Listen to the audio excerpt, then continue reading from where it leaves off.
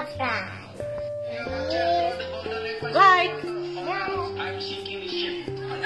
comment. Bismillahirrahmanirrahim. Assalamualaikum warahmatullahi wabarakatuh. Hai guys, welcome back to Mrs. Ri Channel.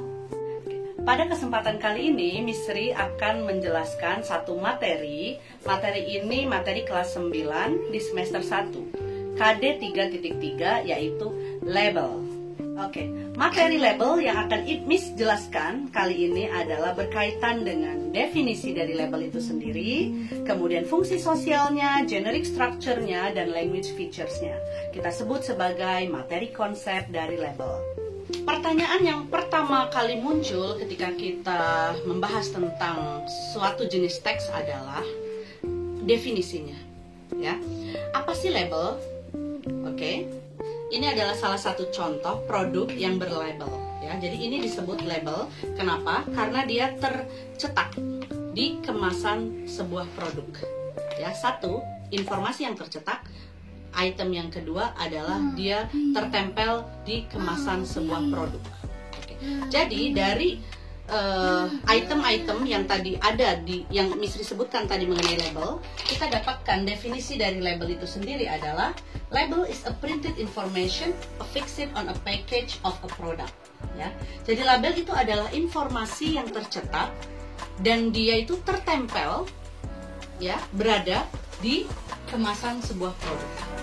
Oke. Kemudian what are the social functions-nya? Kita tahu bahwa sebuah teks itu pasti memiliki fungsi sosial kepada para pembaca. Apa sih fungsi sosialnya untuk para pembaca?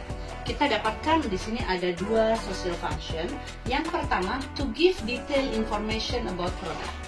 Itu adalah fungsi sosial pertama dari label, yaitu memberikan informasi secara detail tentang sebuah produk. Sedangkan yang kedua, to make the reader can, ya, untuk membuat pembaca itu bisa apa? Yang pertama, choose a product that's suitable and safe. Bisa memilih produk yang cocok dan aman. Kita tahu, dengan melihat label, contoh, kita bisa tahu dia itu rasanya apa. Jadi kita bisa melihat yang cocok dengan selera kita. Yang kedua, to avoid negative effects. Supaya pembaca itu bisa menghindari efek negatif. Contoh label yang ada di kemasan obat.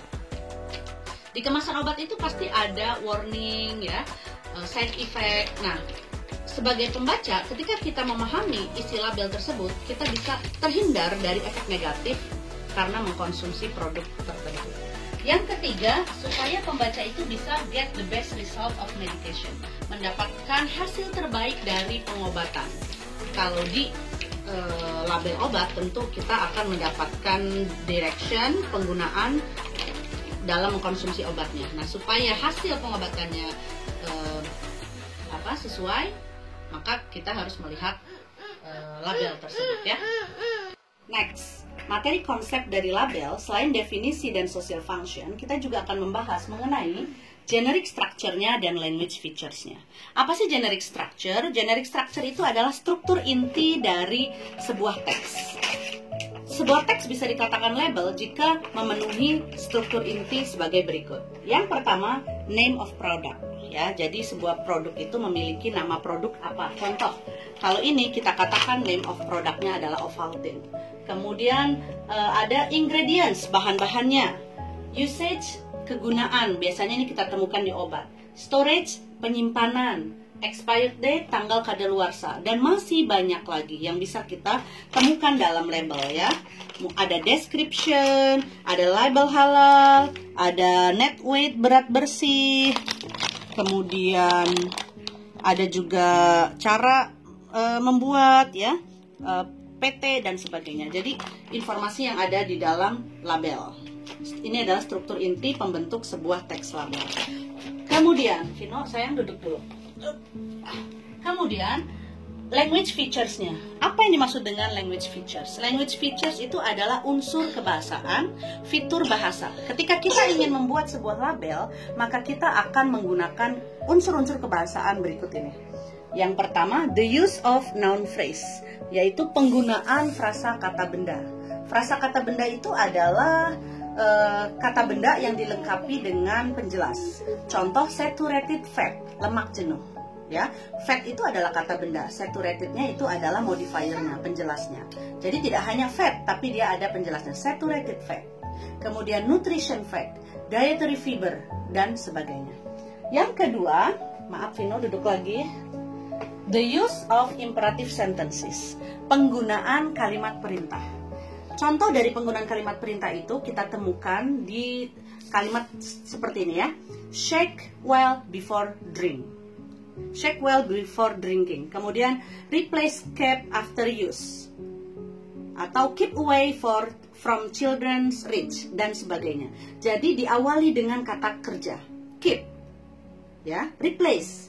Shake diawali dengan kata kerja, itu disebut kalimat perintah. Dan yang terakhir, penggunaan istilah, term used in label. Jadi di dalam label itu ada istilah-istilah yang memang kita temukan hanya di label. Contohnya apa? Ada serving size, ada serving per container, kemudian ada daily value dan sebagainya. Miss akan menjelaskan mengenai istilah-istilah tersebut setelah ini. Oke guys, sekian penjelasan tentang label hari ini yang bisa Mrs. Sri sampaikan. Semoga bermanfaat. Thanks for watching. Bye. Assalamualaikum warahmatullahi wabarakatuh.